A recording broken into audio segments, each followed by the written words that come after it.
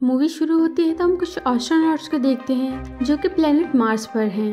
ये astronauts planet Mars पर mission पर आए हैं। ये हम मार्स की सरफेस से सैंपल ले रहे थे। यहाँ वो देखने आए हैं कि यहाँ जिंदगी कैसे मुमकिन होगी और प्लांट्स कैसे उगाए जा सकेंगे। इंसान जल्द ही मार्स पर इंसानी आबादी बसाने का सोच रहे हैं, क्योंकि ज़मीन पर किसी भी किस्म की आफत की सूरत में उनके पास दूसरी सेफ जगह होनी चाहिए। उन्हें खबर मिलती है कि एक बहुत बड़ा और खतरनाक तूफान तेजी से उनकी तरफ आ रहा है, इसलिए उन्हें जल्दी से स्पेसशिप की तरफ भागना होगा। वो सब जल्दी से स्पेसशिप की तरफ बढ़ते हैं। तूफान उन तक पहुंच जाता है। सारे एस्ट्रोनॉट स्पेसशिप में चले जाते हैं, लेकिन एक एस्ट्रोनॉट बाहर ही रह जाता है और वो आगे बढ़ने की कोशिश करता है। लेकिन तूफान में एक चीज़ आकर उसे टकराती है और वो उसके साथ तूफान में उड़ जाता है और खो जाता है। वो मार्क से कांटेक्ट करने की कोशिश करते हैं, लेकिन कोई जवाब नहीं आता। तो वो समझ जाते हैं कि इस भयानक तूफान में वो यकीनन मारा गया होगा, तो वो वहाँ से चले जाते हैं। उनका ख्याल यही था कि इस तूफान में कोई कैसे बच सकता है, लेकिन बाद में हम देखते हैं कि मार्क अभी जिंदा है। वो देखता है कि एक रॉड उसकी बॉडी में घुस गया है। वो उसे निकालने की कोशिश करता है तो उसे पेन होता है। वो अब जख्मी था। वो चलता हुआ शेल्टर की तरफ जाता है जो उन्होंने मार्स पर स्टे करने के लिए बनाया था। वहाँ जाकर वो रॉड बाहर निकाल लेता है, लेकिन यहाँ वो परेशान हो जाता है क्योंकि उसकी स्पेसशिप वापस ज़मीन की तरफ निकल गई थी और वह उनसे कांटेक्ट भी नहीं कर सकता था। उसके पास ना वेपन है ना स्पेसशिप, यानी अब उसे अकेले मार्स पर ही रहना होगा। उसे याद आता है कि अगला मिशन मार्स पर 4 साल बाद आएगा। नासा ने ऐसे ही ऐलान किया था। वो सोचता है कि इसे 4 साल किसी तरह मार्स पर सरवाइव करना होगा। दोस्तों, मार्स हमारी ज़मीन के करीब से आ रहा है, जो कि चट्टानी से आ रहा है, लेकिन यहाँ ना पानी है ना ऑक्सीजन, इसलिए यहाँ इंसानों का सरवाइव करना नामुमकिन है। अब मार्क देखता है कि उसके पास जो खाना है वो ज़्यादा नहीं है और वो बहुत कम भी खाए तो कुछ मंथ्स ही निकाल पाएगा। ऑक्सीजन और पानी भी कम है।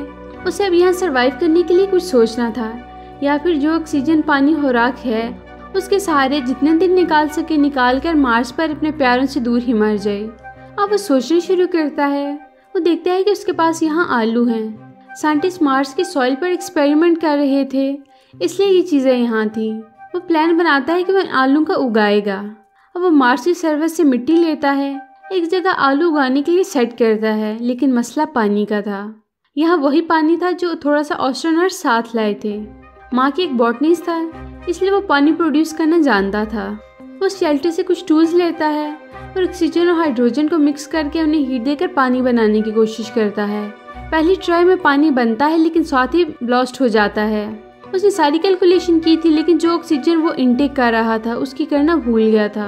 इस दफा वो सारी कैलकुलेशन करता है और दोबारा से ट्राई करता है और पानी बनने शुरू हो जाता है। अब इस खेत में पानी बनने शुरू हो जाता है जहाँ उसने आलू उगाए थे। मार्स के सॉइल में प्लांट उगाए जा सकते हैं, लेकिन सॉइल में न्यूट्रिएंट्स कम मिकदार में होते हैं और रेडिएशंस भी प्लांट को डैमेज करती हैं। तो किसी शेल्टर में और सॉइल में फर्टिलाइजर मिक्स करके उगाएं तो प्लांट उगाए जा सकते हैं। मार्क एस्ट्रोनॉट्स को और अपना पूप एज अ फर्टिलाइजर यूज करता है। खेत भी एक शेल्टर के अंदर बनाता है ताकि रेडिएशन से बचा जाए, और लाइट भी पहुंचाता है फोटोसिंथेसिस के लिए। कुछ दिन गुजरते हैं कि एक पौधा निकल आता है। मार्क की देखकर खुश हो जाता है। उधर जमीन पर मार्क को डेड डिक्लेयर कर दिया जाता है, उसका फ्यूनरल भी कर दिया जाता है। अब नासा में काम करने वाली एक लड़की मार्स के ऊपर घूमने वाले सैटेलाइट की फुटेज देखती है और देखती है कि उनकी शेल्टर का जो सामान पहले एक जगह था अब वो शिफ्ट हो चुका है, यानी वहाँ कोई है जो ये सब कर रहा है, और प्रोबेबली वो मार्क है जो भी जिंदा है। वो ऑफिशियल्स को इस बात का बताती है तो वो भी देखकर समझ जाते हैं कि मार्क अभी जिंदा है, लेकिन वो उसे बचाएं कैसे, क्योंकि उन्हें वहाँ पहुँचने में देर लगेगी और तब तक मार्क भूख प्यास से मारा जाएगा। उधर मार्स पर मार्क परेशान होने के बजाय तरकीब सोचने लगता है कि कैसे सरवाइव किया जाए। हेल्प कभी न कभी तो आ ही जाएगी, तब तक बस मुझे किसी तरह से जिंदा रहना है। मार्क कैलकुलेशन करता है कि 4 साल बाद जो मिशन मार्स पर आएगा वो ऐसी जगह लैंड करेगा जो यहाँ से 2500 किलोमीटर दूर है। उसे वहाँ पहुँचने में 50 दिन लगेंगे और आज उसे मार्स में फंसे 70 डेज हो चुके हैं। उसके पास सोलर पैनल से चलने वाली कार है जो 35 किलोमीटर से ज़्यादा ट्रैवल नहीं कर सकती। ज़मीन पर डिसाइड किया जाता है कि वो एक स्पेसशिप मार्स में भेजेंगे जिसमें खुराक होगी मार्क को जिंदा रखने के लिए, लेकिन वो स्पेसशिप भी 1 साल से पहले वहाँ नहीं पहुँच सकती। मार्क ने मार्स पर काफ़ी ज़्यादा आलू उगा लिए थे, लेकिन वह इन आलूओं के सहारे आखिर कब तक जिंदा रहता। उसे कुछ न कुछ तो करना ही होगा। ज़मीन पर कांटेक्ट करके अपने बारे में बताना होगा। अब वो एक ऐसी जगह पहुंचता है जहां एक पावरफुल कैमरा होता है। इस कैमरा की मदद से फोटोज मार्स से ज़मीन पर भेजे जा सकते थे। मार्क यहाँ 3 बोर्ड लगाता है। सेंटर वाले पर वो लिखता है कि can you see me, left board पर नो और राइट बोर्ड पर यस लिखता है।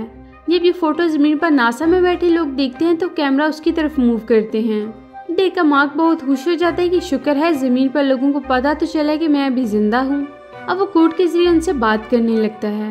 वो उसे बताते हैं कि तुम्हारे लिए खाना भेज रहे हैं। वो उनसे पूछता है कि क्या मेरी टीम को जो ज़मीन की तरफ जा रही थी पता है कि मैं जिंदा हूँ? तो वो कहते हैं नहीं, लेकिन हम अभी इन्फॉर्म करते हैं। नासा वाली टीम को मार्क के बारे में बता देते हैं तो वो लोग बहुत दुखी होते हैं कि उन्होंने मार्क को मार्स पर ही छोड़ दिया। मार्क अपने खेत में होता है तो अचानक वहाँ किसी वजह से ब्लास्ट हो जाता है और उसके सारे आलू खत्म हो जाते हैं। ये बहुत ही बड़ा मसला खड़ा हो गया था क्योंकि उसके पास बहुत ही कम आलू थे जो कि लंबे अरसे के लिए नाकाफी थे। वो डिसाइड करता है कि उसके पास जो खाना है, आलू हैं, वो उन्हें कम खाएगा जिससे वो बस जिंदा ही रहे। ज़मीन पर नासा वाले एक रॉकेट को लॉन्च करते हैं जिसमें मार्क के लिए खाना और ज़रूरी सामान था, लेकिन लॉन्च के फौरन बाद वो डिस्ट्रॉय हो जाता है, यानी अब मार्क तक कुछ भी नहीं पहुंच पाएगा। तो सब मायूस हो जाते हैं। जब मार्क को इस बात का बताया जाता है तो वो भी बहुत दुखी हो जाता है। मार्क नासा को मैसेज भेजता है कि मैं हिम्मत नहीं हारूंगा, आखिरी सांस तक कोशिश जारी रखूंगा। मेरे पेरेंट्स को बता देना कि मैं अपने प्रोफेशन के लेकर कितना सिंसियर था। अगर इस दौरान उसकी जान भी गई तो वो खुश होगा कि उसने आखिरी सांस तक कोशिश की। नासा वाले चाइनीज स्पेसशिप एजेंसी से मदद मांगते हैं। उनका स्पेसशिप 28 दिन तक निकलने वाला था और वो मार्क को रेस्क्यू कर लेंगे। इसी दौरान नासा का एक एम्प्लॉय बताता है कि क्यों न जॉसी स्पेसशिप वापस मार्स की तरफ भेज दिया जाए जो पहले ही मार्स से निकला है। वो अभी ज़मीन की बानिस्बत मार्स के करीब है और मार्स पर जो एक स्पेसशिप है, मार्क उसका यूज करके मार्स के ऑर्बिट तक आए। इस तरह स्पेसशिप का फ्यूल भी बच जाएगा और मार्क बच जाएगा। बाकी एस्ट्रोनॉट्स की जान को भी खतरा कम होगा, लेकिन वो नहीं मानते। वो कहते हैं कि ये मिशन बहुत ज़्यादा रिस्की है, इसमें बाकी एस्ट्रोनॉट्स की जान भी जा सकती है और उन्हें इसके लिए 19 मंथ्स लग जाएंगे, इसलिए नासा मना कर देता है। मार्स पर मार्क भी हिम्मत नहीं हारा तो वो अपनी तैयारी कर रहा था। नासा वाले देखते हैं कि जो स्पेसशिप ज़मीन पर वापस आ रहा था वह वापस मार्स की तरफ मूव कर रहा है, लेकिन उन्होंने तो ऐसे कोई ऑर्डर नहीं दिए थे। असल में जिस लड़के ने प्लान बनाया था वही स्पेसशिप के मेंबर से कांटेक्ट करता है और उन्हें इंसिस्ट करता है कि वो उसकी हेल्प को जाएं क्योंकि वो उनका टीम मेंबर है। अगर वो उसे नहीं बचाएंगे तो वो वही मारा जाएगा। नासा के ऑफिशियल जिससे उनका बहुत नाराज होते हैं, लेकिन अब चाइना भी इस फैसले के साथ जाता है। ये सही फैसला है। मार्क हिम्मत नहीं हार रहा और उसकी स्पेसशिप के लोग भी अपनी जान कुर्बान करने के लिए तैयार हैं। तो हम उन्हें रोकने वाले कौन होते हैं?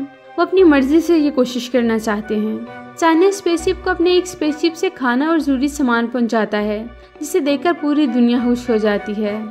मार्क को पता चलता है कि उसके साथी उसे लेने आ रहे हैं। साथ में ये बताते हैं कि उसे ऑर्बिट तक खुद आना होगा क्योंकि उनके पास मार्स के ऑर्बिट के अंदर आने का फ्यूल नहीं है। तो वो स्पेसशिप को ठीक करने लगता है। वो स्पेसशिप बहुत भारी था तो वो उसे कुछ चीज़ें निकाल देता है। स्पेसशिप की हालत बहुत खराब है, लेकिन उसे स्टार्ट कर ही लेता है और मार्स से बाहर निकलने लगता है। थोड़ी देर बाद इस स्पेसशिप की हालत और खराब हो जाती है। उसे सफोकेशन होने लगती है और वो बेहोश हो जाता है। उसका कांटेक्ट भी ख़त्म हो जाता है, लेकिन अचानक उसे होश आ जाता है। सब लोग खुश हो जाते हैं। सारी दुनिया के लोग इस मिशन को लाइव देख रहे होते हैं और मार्क और स्पेसशिप की बाकी टीम के लिए दुआएं कर रहे हैं। यहाँ एक और मसला हो जाता है। मार्क की स्पेसशिप की स्पीड उसके कंट्रोल में नहीं थी, यानी जब अपने साथियों की स्पेसशिप के पास पहुंचेगा तो वो तेज होगी, तो कैसे उसे पकड़ेंगे? वो तो हवा में दूर निकल जाएगा। लेकिन मार्क घबराता नहीं और कहता है कि मैं कोई ना कोई रास्ता निकाल लूंगा। स्पेसशिप वाले अपनी शिप का एक हिस्सा गिराते हैं, जिसके एयर प्रेशर से मार्क की स्पेसशिप की स्पीड कम हो जाती है, यानी अब वो मार्क को पकड़ सकते थे। स्पेसशिप के फीमेल क्रू मेंबर एक चेयर पर बैठकर रोप को शिप से बांधकर स्पेस में मार्क को पकड़ने जाती है, लेकिन रोप कम पड़ जाती है और मार्क उससे भी दूर होता है। वो उसे नहीं पकड़ सकती थी। तो मार्क हिम्मत नहीं हारता, अपने सूट में जिसमें ऑक्सीजन भरी होती है सुराख करता है, जिससे हवा तेजी से निकलती है और मार्क को मूव करने लगती है। मार्क अपनी डायरेक्शन सेट करता है, फीमेल मेंबर की तरफ जाता है। वो खुश था कि उसकी सारी मेहनत रंग ले और वो बच जाएगा, लेकिन वो लड़की के पास पहुंचते ही उससे थोड़ा सा दूर हो जाता है, जिससे वो लड़की उसे नहीं पकड़ पाती। वो उससे दूर होने लगता है, लेकिन वो किसी तरह से उसकी रोप को पकड़ लेता है और फाइनली बच जाता है। वो उसे स्पेसशिप में ले आते हैं। सारी दुनिया के लोग ये देखकर खुश हो जाते हैं और वो माँ को वापस ज़मीन पर ले आते हैं। ज़मीन पर सब लोग उनका वेलकम करते हैं और उनकी हिम्मत की मिसाल कायम हो जाती है। अब मार्क नासा में एस्ट्रोनॉट्स का हेड होता है। वो उन्हें सिखाने लगता है। वो उन्हें सिखाता है कि अगर स्पेस में कहीं खो जाएं तो आपने हिम्मत नहीं हारनी और सूरत हाल का मुकाबला करना है। और यहीं पर ये अमेजिंग मूवी ख़त्म हो जाती है। तो कैसी लगी आपको हमारी आज की वीडियो? अगर आपको हमारी वीडियो अच्छी लगी तो हमारी वीडियो को लाइक करें, शेयर करें और हमारे चैनल को सब्सक्राइब करें ताकि इस तरह की इंटरेस्टिंग वीडियोज़ आपको मिलती रहें।